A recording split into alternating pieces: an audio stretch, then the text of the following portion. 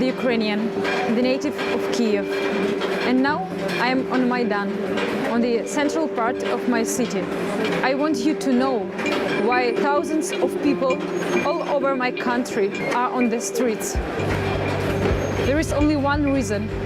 We want to be free from a dictatorship. We want to be free from the politicians who work only for themselves, who are ready to shoot, to beat, to injure people just for saving their money, just for saving their houses, just to saving their power. I want these people who are here, who have dignity, who are brave, I want them to live a normal life. We are civilized people, but our governments are barbarians. That's not a Soviet Union. We want our courts not to be corrupted. We want to be free. I know that maybe tomorrow we will have no phone, no internet connection, and we will be alone here. And maybe policemen will murder us one after another when it will be dark here. That's why I ask you now to help us. We have this freedom inside our hearts. We have this freedom in our minds. And now I ask you to build this freedom in our country. You can help us only by telling this story to your friends, only by sharing this video. Please share it. Speak to your friends, speak to your family, speak to your government, and show that you support us. Well, Ukraine geographically, it's right in the middle of a crossroads between two economic superpowers. We have to the west the 28 member states of the European Union and all the promises of trade that they bring. But to the east is mighty Russia. Long cultural ties it has with Ukraine. It also, of course, has abundant gas supplies. Ukraine itself divided. Everyone, well, pretty much everyone is bilingual, but those in the western part, they speak Ukrainian first, and they certainly feel closer to Europe. Those in the east, they speak Russian. They see Russia as their natural neighbour. President Viktor Yanukovych, he was voted in predominantly by the Russian speakers in the east. The protests, of course, they began when the president decided not to sign a partnership deal with the European Union in November.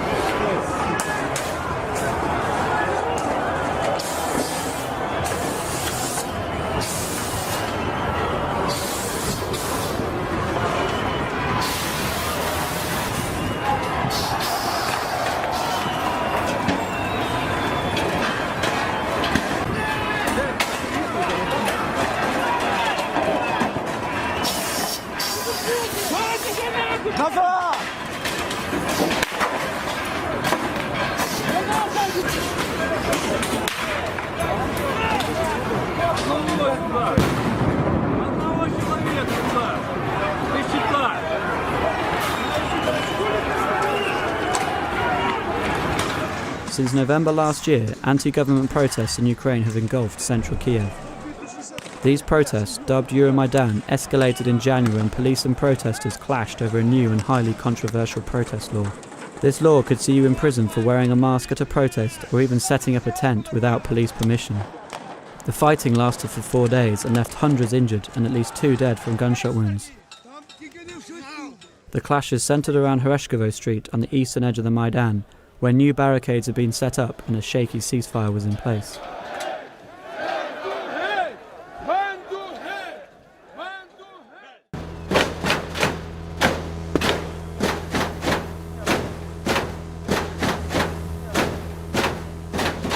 So right now there's thousands of people just kind of watching, looking towards the police lines, waiting to see what happens. It looks like they're just ready for a fight. They're waiting for the police to push forward. And there's a building right next to that, firmly barricaded, and that's now on fire too.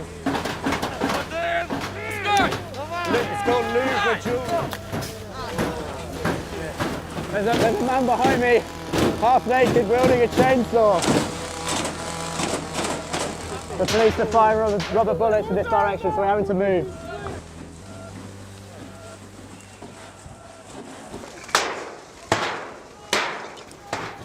Okay, this is the very front line of the barricades on Hereshkovo Street.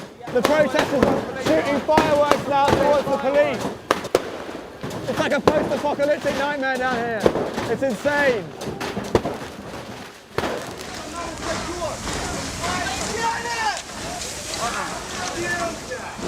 So the protesters have opened up a corridor on the steps in front of the building.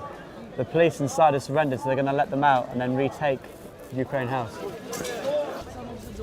The next day, Ukraine House was firmly under the control of the protesters. On the front line, there is a so-called right sector, and they are of these a little bit violent organizations. Right. So you have paramilitary organization with military experience on the front lines of the Euromaidan protests. Yes, but I don't think the main factor in the whole right sector. Sure. Okay, okay.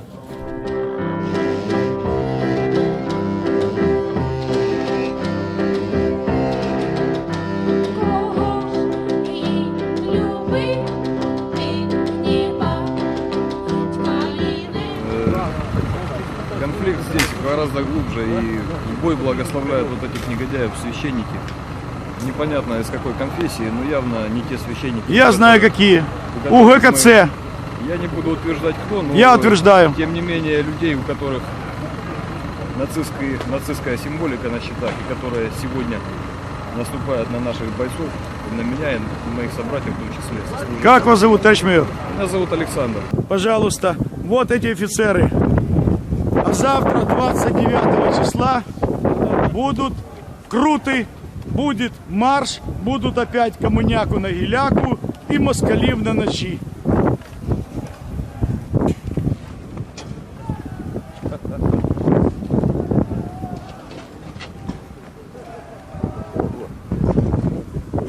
А это следы камней, железных палок, битые, гнутые щиты.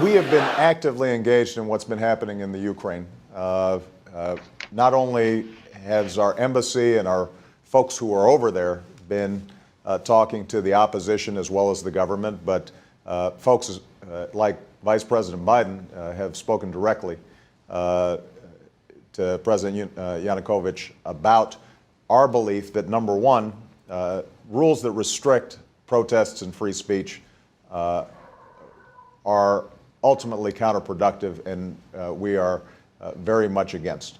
Number two, that there has to be a way to restructure the Ukrainian government in a way that allows the voices of the opposition and those folks on the streets to be heard in preparation for some sort of democratic process that creates a government with greater legitimacy and unity. And that's going to be challenging, but we're trying to help on the negotiations on that. It's very hard for countries to engage in an old-style politics that doesn't take into account the genuine hopes and aspirations of ordinary people, because with the internet and smartphones and Google and technology and information, people want to be part of determining their own destiny, and you can't bottle up information in the same way that you used to, and hopefully those in power in Ukraine are going to recognize that, and we can get this resolved peacefully. I'm always worried about the violence, but as I said, we're engaging on a daily basis with the Ukrainian government to make sure that we get a positive outcome there. Russians have repeatedly accused the United States government of interfering in Ukraine's politics. Mm-hmm. The U.S. government has to some degree made reciprocal claims about Russia. Does not the fact that U.S. diplomats purportedly are discussing who should and should not be in a Ukrainian government hint at some possibility of U.S. interference here? Absolutely not.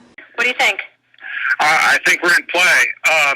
The Klitschko piece is obviously the complicated electron here, especially the announcement of him as deputy prime minister. And you've seen some of my notes on the troubles in the marriage right now, so we're trying to get a read really fast on where he is on this stuff. But I think your argument to him, which you'll need to make, I think that's the next phone call we want to set up, is exactly the one you made to Yachts. And I'm glad you sort of put him on the spot on where he fits in this scenario. And I'm very glad he said what he said in response. Good. So I don't think Cleach should go into the government. I don't think it's necessary. I don't think it's a good idea.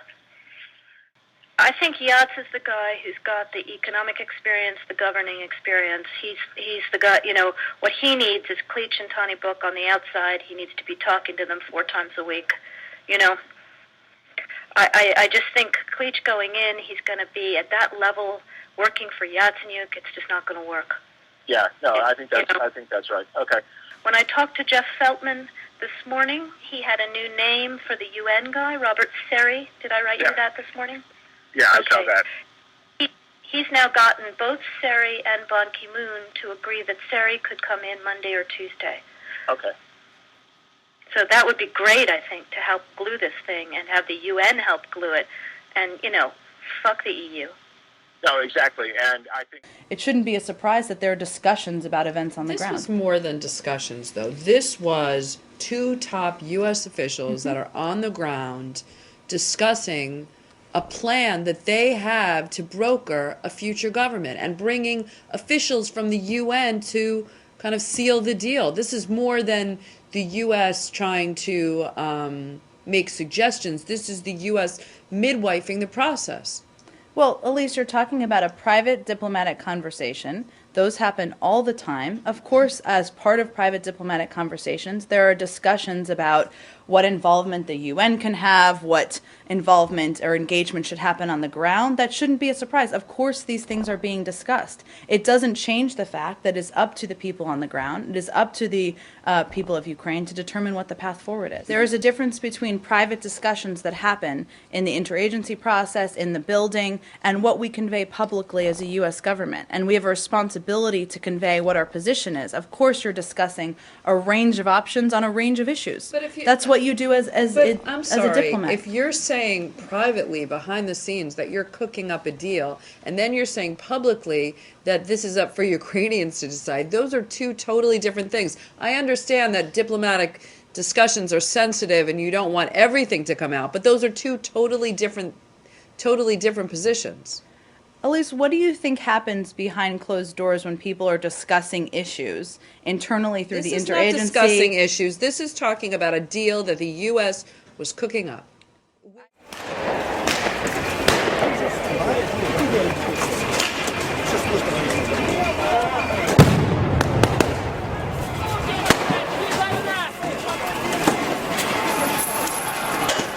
But we hold the Ukrainian government primarily responsible for making sure that it is dealing with peaceful protesters in an appropriate way, that the Ukrainian people are able to assemble and speak freely about their interests without fear of repression. And that includes making sure that the Ukrainian military does not step in to what should be a set of issues that can be resolved by civilians.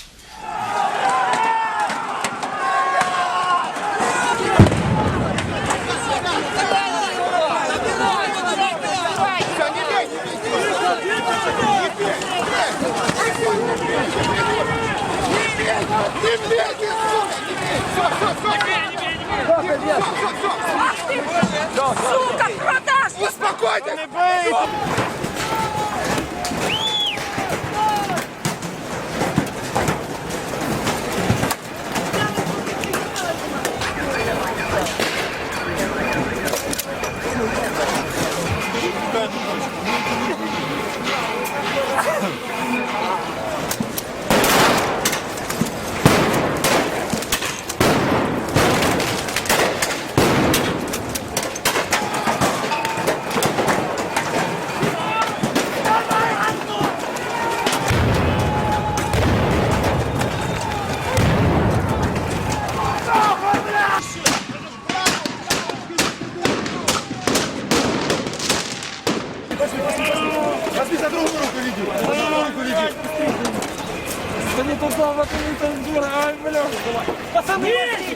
And I do think there is still the possibility of a peaceful transition within Ukraine, but it's going to require the government in particular to actively seek that peaceful transition, and it requires the opposition and those on the streets to recognize that violence is not going to be the path by which this issue will be resolved.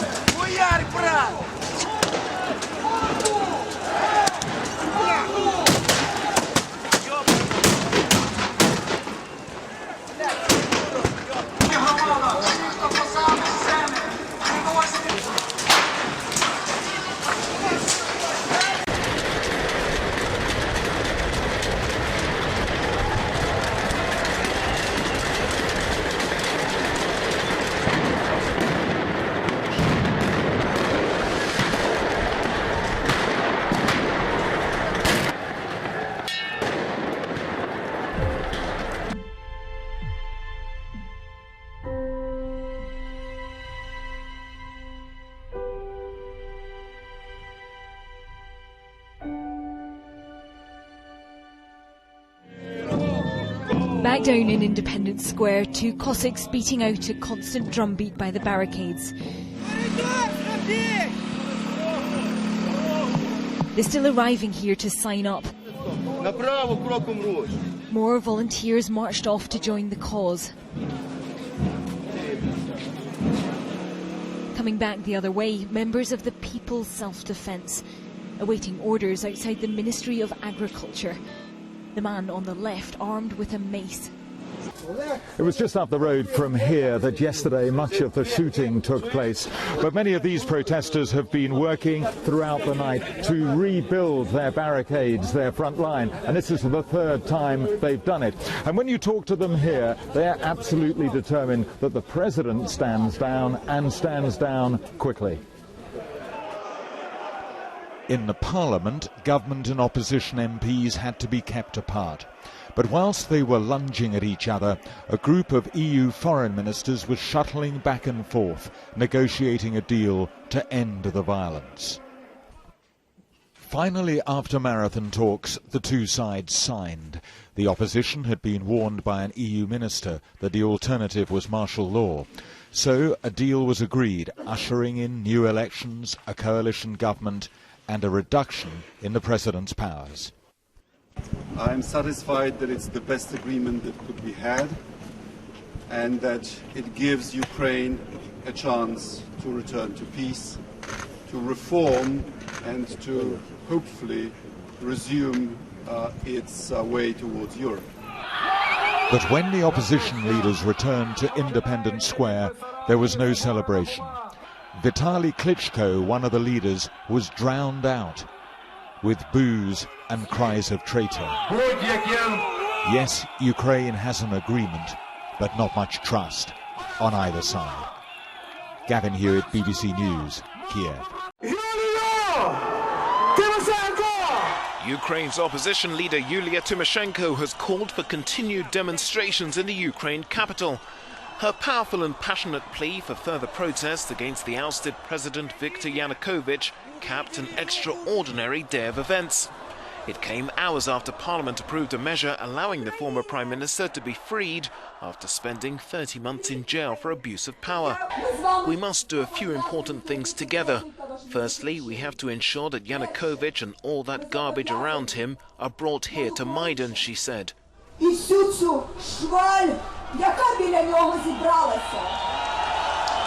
Protesters and many Ukrainians have no faith left in politicians' words.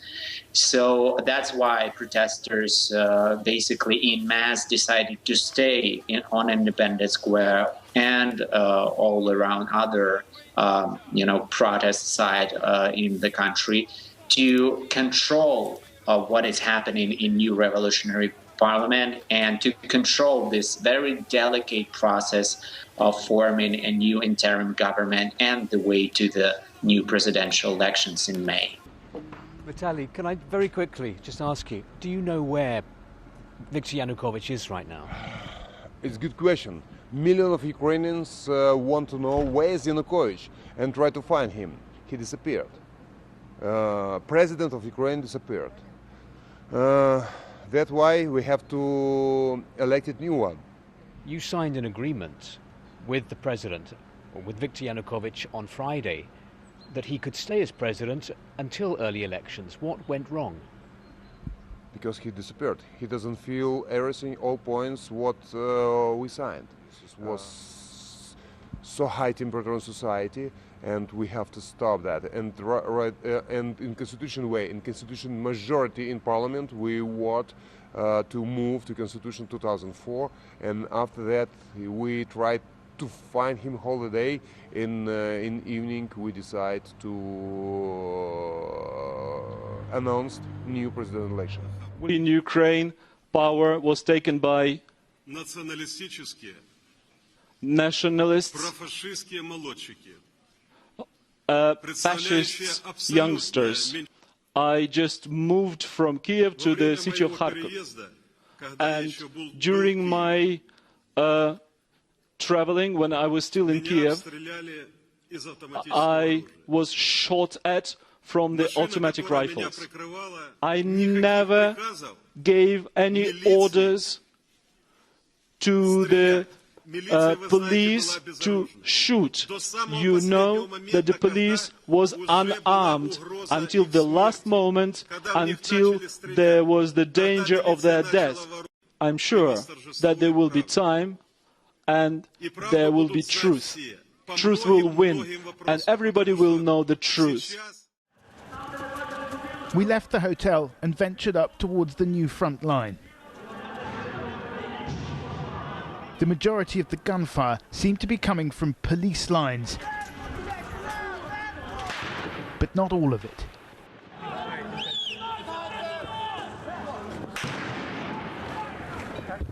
From one of the upper windows of the hotel, a shot rang out. Up there, okay, yeah, our hotel. That window, 1, 2, 3, 4, fifth row from the left, second from the top, one that was open. I saw the shooter. He was wearing one of the protesters' green helmets. Hello. Hello. Hello, how are you? I'm fine. Good. And you? I'm good, good. I just wanted to catch up with you on what you thought when you were there. My impression is in this sense that there is, well, no trust towards also these politicians who will return now to the coalition. Well, people from Maidan and from civil society, they say that they know everybody who will be in new government. All these guys have dirty past. Yeah. Because the Regions Party also said that, well, you will see that if the people from the eastern part of Ukraine will really wake up and will start to demand their rights. Some people also with me, they were in Donetsk. Their people said that, well, we can't wait how long still the occupation of Ukraine lasts in Donetsk. Yeah. That it is real Russian city, and we'd like now to see that, well, Russia will take over. So that, well, short impressions. Ацик, скоро прямой будет через пару минут. Тебе нужно показывать трупы.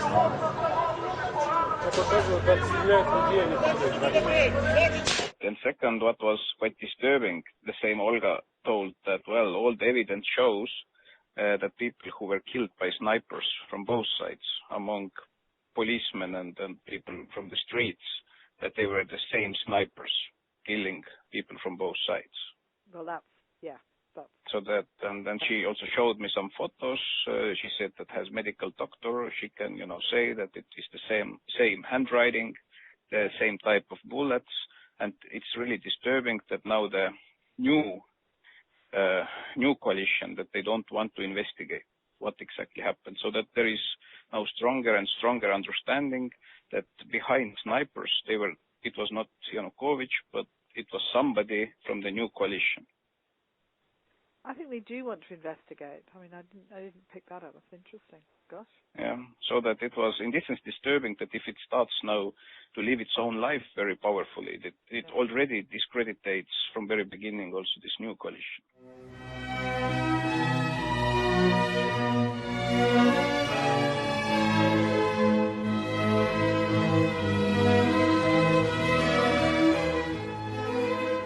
In place of the defiant speeches, the sombre strains of Beethoven now ring out over Independence Square. This revolution is moving into a new phase.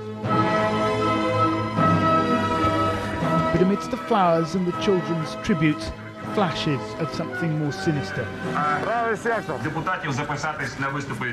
Groups of armed men strut through the square with dubious iconography. That yellow armband is a Volksangel, a German symbol used by several SS divisions during the Second World War. Far-right graffiti is appearing, daubed on the walls of the city. The people who brought down the government were overwhelmingly ordinary Ukrainians, students and doctors, workers and even families, people who simply refused to back down.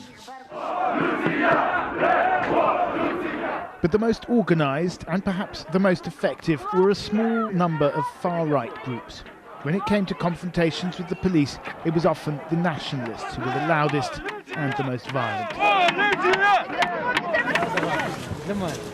A group calling itself the Right Sector is perhaps the largest. Its members can be seen marching around Kiev in columns of about a dozen. Mostly they carry baseball bats.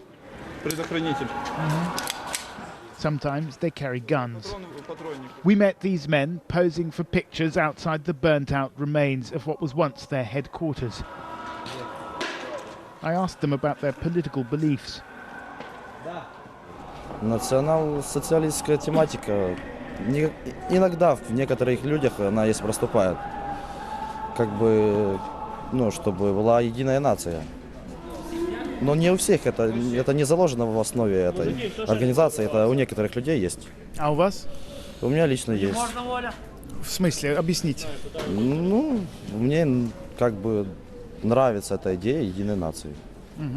Я хочу, чтобы нация была единая, чтобы один народ, одна страна, одна нация. А это подразумевается что? Как бы, чтобы чистая нация. Не то, что там, как бы у Гитлера как было.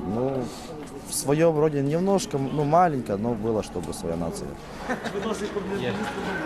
What about the East, I asked? What about Crimea, where many Ukrainians feel close historical ties to Russia? Кому нравится Россия, пусть едут в Россию. Украина только для украинцев.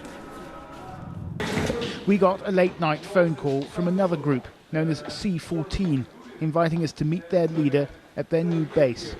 It turned out to be the former headquarters of the Communist Party, now occupied by the far right. It's our general mission to totally ruin chains that connect our country with the imperial power from the past. And that being Russia? Yes, we can do Russia, not only Russia, Soviet Union. Are you a Nazi? No, I don't think I'm a Nazi, I'm a Ukrainian nationalist. What does that mean? The main confrontation is about that some ethnic groups have control many business structures, some economic, some political forces, and which ethnic groups? Russians and Jews and the Poles. It may be some non-Ukrainian group control a huge percent of some economic or political power. And of course, in this situation, Ukrainian people have some tension between it, and it causes conflicts. Mr. Karas says his group consists of around 200 men. C14 is affiliated with a political party called Svoboda, or Freedom, which now controls 4 ministries in the new government, including the Ministry of Defence. The fervour of the revolution is beginning to fade now. People are starting to move on. But it's clear that it was the radical groups who kept up the pressure on Viktor Yanukovych, and many of them feel that this really is their victory. The question is, how much power will that give the far right in the new Ukraine? In the former Soviet Republic Ukraine, controversial video has surfaced showing the reburial of Ukrainians who fought for an SS division during World War II. And the reburial was sanctioned by church officials and overseen by officials dressed in Nazi uniforms. Ethnic Ukrainian nationalists wore helmets with swastikas and uniforms marked with Third Reich eagles during the service for 16 members of the SS Division Galicia. The ceremony took place in the village of Holohori in Ukraine's western Lviv province. Some veterans were present. During a salute over the grave, costumed reenactors used wartime-era rifles to fire a salute as their leader gave commands in German. Priests looked on, and later in the ceremony, Oleg Pankevich, a member of parliament for the political party Svoboda, which has a faction in parliament, called on Ukrainians to stand up as a nation and to resist outside oppression. The SS Division Galicia is controversial in Ukraine because it was drawn from the west of the country, which is mainly populated by ethnic Ukrainians, many of whose grandfathers fought on the side of Germany during World War II. The east and the south of Ukraine is heavily Russian-speaking, and during World War II, both ethnic Russians and Ukrainians from those regions fought in the Red Army for the Soviet Union. And that is why wartime loyalty remains a political flashpoint in modern Ukraine.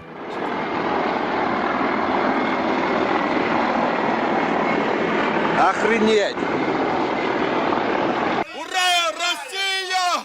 Seems like there's a lot of pro-Russian sentiment here. It's hard to tell whether it's genuine or whether these people have just sensed that the winds of change are coming through town.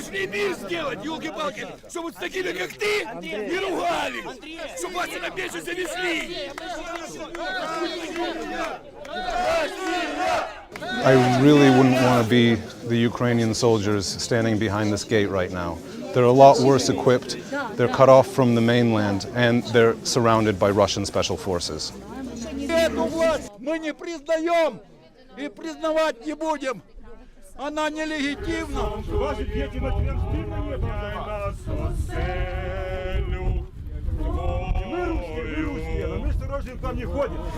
So we're just driving up to Ukrainian Naval Command. We're trying to get into the base to meet with the Ukrainian naval officials, but some pro-Russian people have encircled the base, and the Naval Command inside, they've told me over the phone that they think that they're being stormed at the moment. So we're going to try to get in from another entrance.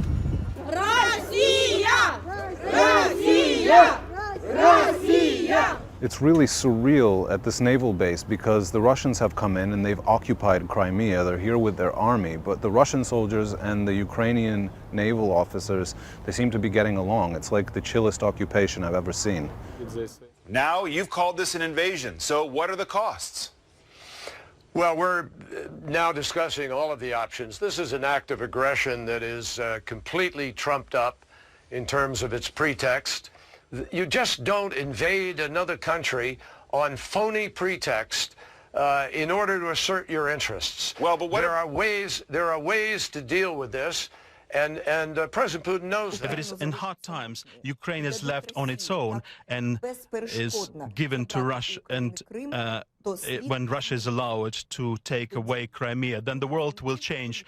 We can't afford this in the world. That's why if the instruments of diplomacy won't work, if all negotiations instruments won't work and personal relations with Mr. Putin won't work, the world has to apply strongest means. Ms. Tymoshenko, you sound like you're raising the stakes and you are calling for the West, the United States, Britain, Europe, to use military force against Russia. Am I reading you correctly? Is that what you're calling for?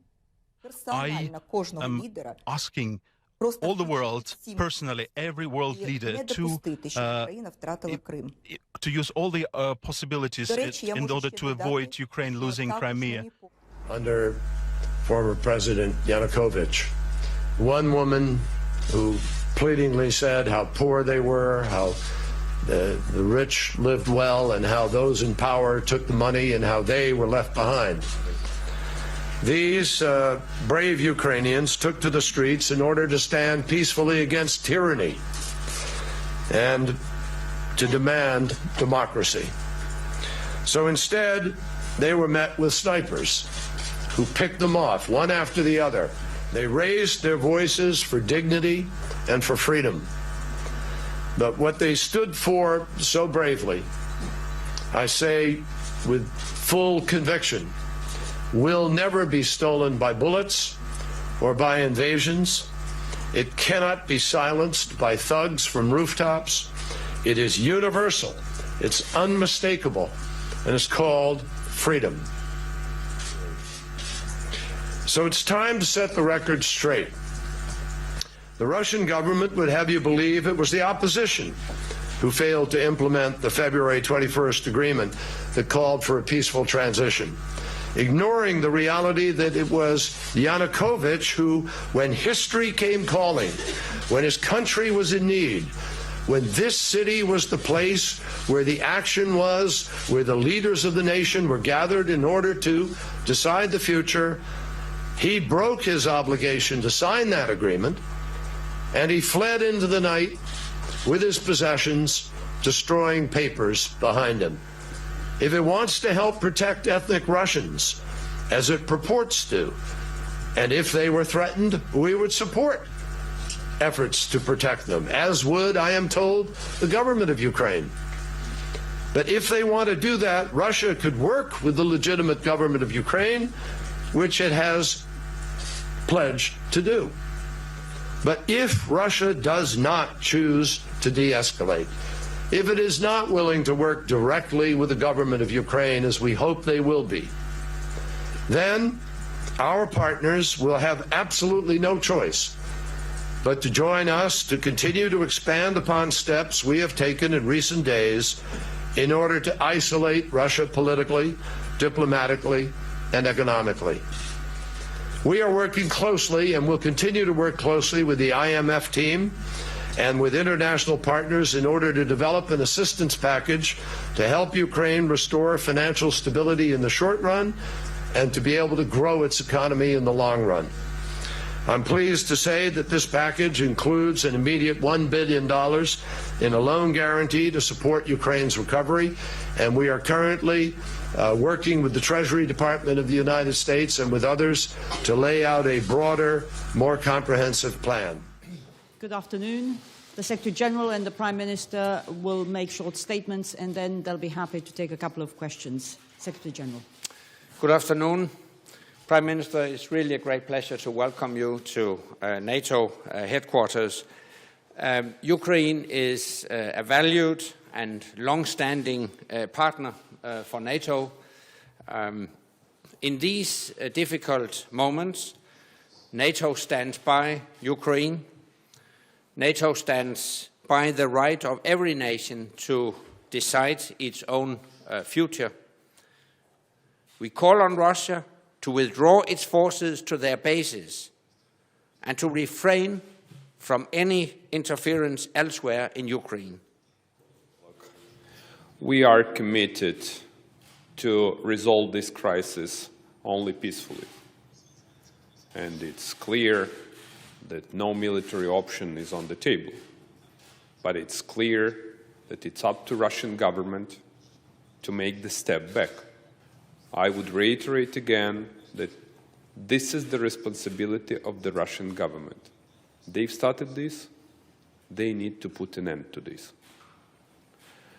I passed an invitation to the North Atlantic Council to visit Kyiv, and it would be great if you have a meeting in Kyiv. We believe that we need to enhance our cooperation, and we would be grateful if we get some kind of additional support in technical support, humanitarian support, in improving Ukrainian defense and security system on the technical level. So this would help us to stabilize the situation and to maintain peace and stability in the region. Over there. Vadenza, Reuters Television. One question to Prime Minister Yatsenyuk. On a day like this, do you believe it's the wisest thing to pay a visit to NATO headquarters? Is that a sign or a signal for de-escalation? And the second thing is your government planning to apply for NATO membership in the near future? It's very reasonable to visit NATO headquarters and to deliver a strong message that we do not consider a military option as an exit strategy from this ongoing crisis. And this is the reason why I asked Secretary General to have this meeting. We still believe that we need to do our utmost to tackle the crisis with the political and diplomatic tools. And NATO, as one of very important political vehicles in fixing the global security crisis, could be very helpful.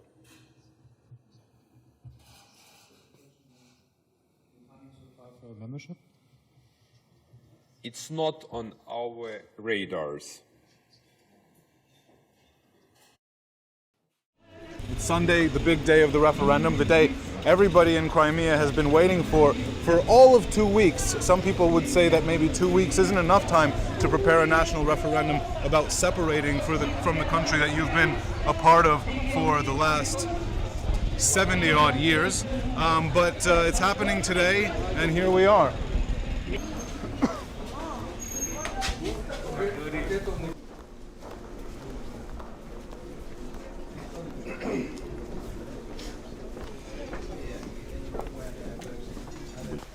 is a pretty busy polling station. We're in the middle of Simferopol, the Crimean capital. People are coming in, casting their ballots. They've got clear ballot boxes there. The Elections Commission at that end and the lists of voters over here. This is like a local school, but they've got ballots open all over Crimea right now.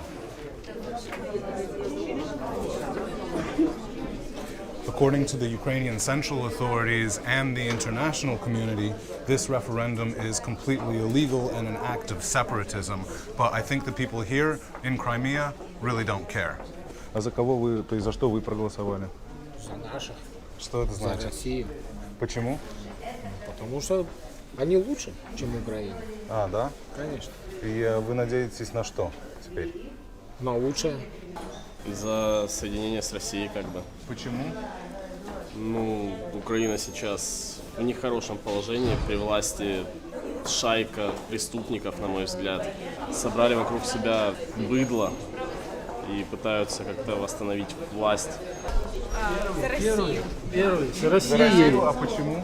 Ну, потому что я хочу, чтобы... Да, потому что мы русские, я хочу, чтобы мы были с Россией. Значит, все 20 лет я говорил жене, не бы дожить только до того времени, когда Крым вернется в Россию. Она говорила, да кто же его отпустит? Ты никогда до этого не доживешь. И вот моя мечта сбывается. Но я хочу сказать, вот, значит, вчера я по программе АТР, значит, видел выступление Чубарова.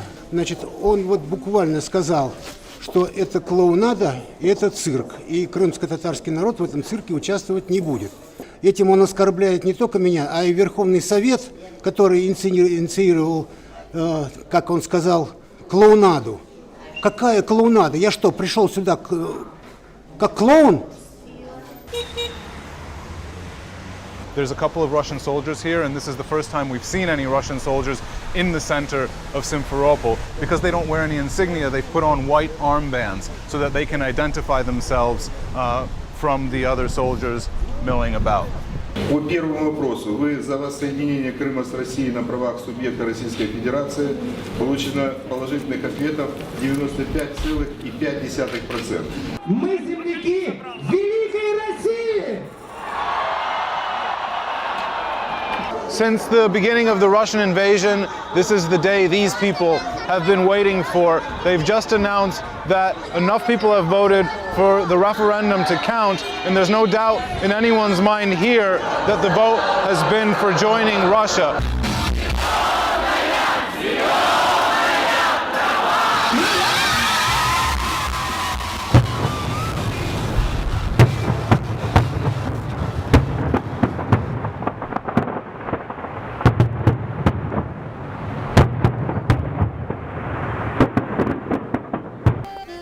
These guys say they're self-defense forces. I haven't seen these uniforms before, this is new.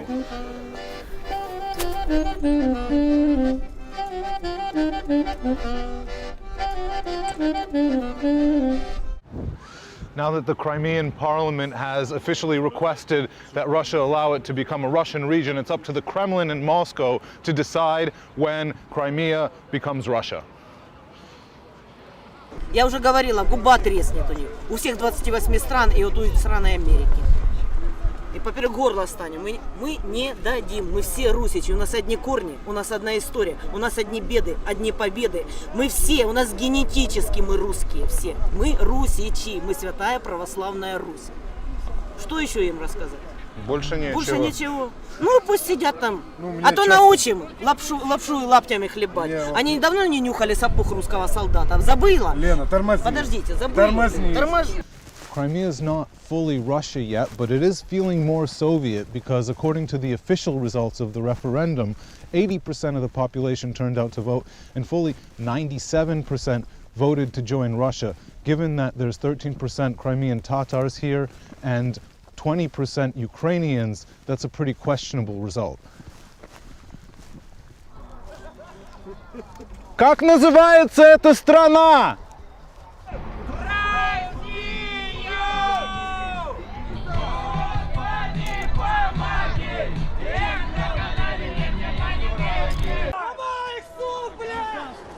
Armored vehicles and visible anxiety as Russian troops storm a Ukrainian airbase in Crimea.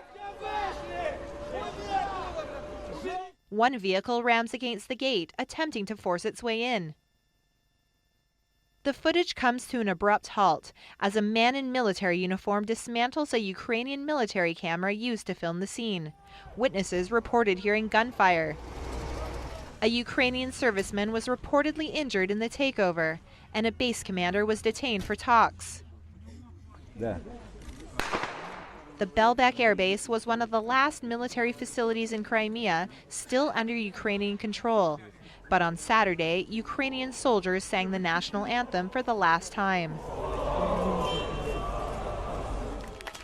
For Russia's supporters, however, it's a welcome change.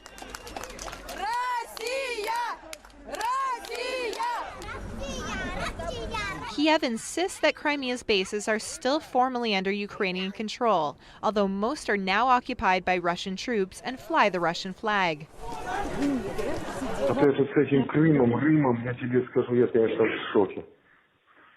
Я в шоке. Как раз сегодня говорил с нашим знакомым, он чуть не плачет.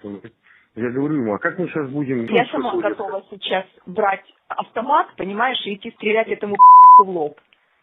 Так я вчера сказал, что если, не дай бог, возникнет военный конфликт, я выступал о свободе слова. Я говорю, если, не дай бог, возникнет военный конфликт, я офицер запаса, и мой старший сын офицер запаса. Мы возьмем оружие и пойдем защищать страну. Послушай, ну это уже переходит все границы вообще. Блин, надо брать оружие в руки и идти мочить этих, кацапов чертовых вместе с их руководителем. Я скажу тебе... Просто жалею, что я не могу сейчас находиться там, и что я не возглавляла все эти процессы, и они у меня Крым получили.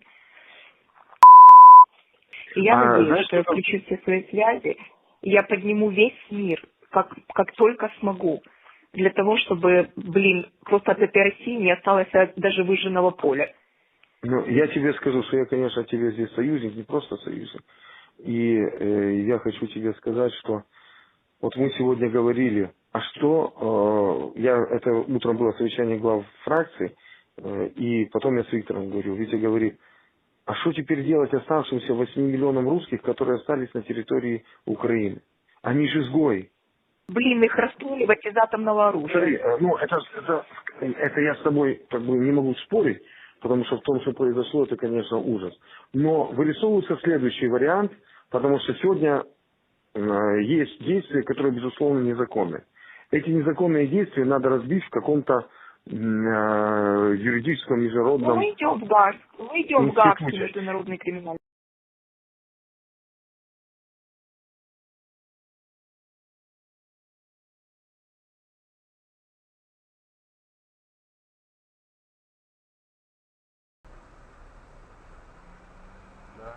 Разворачивает. Классно. Ля-ля-ля-ля-ля. Надо было флаги просто Да, конечно. прятать. Да, то есть я как приеду, я тогда или на этот номер позвоню, или ему Поехали, отзвоню. нам нормально. Ну да. Мы просто люди. Ага, хорошо. Ля-ля-ля-ля-ля, что творят? О, блин, на Запорожье. Валим. Да мы не те, ё. Ходу. Бегом! Давид! Блин, а тут Запорожье. Ебать, поехали, нахуй. Блять, надо ментов вызывать, ёбаный. Хорошо, да, добренько.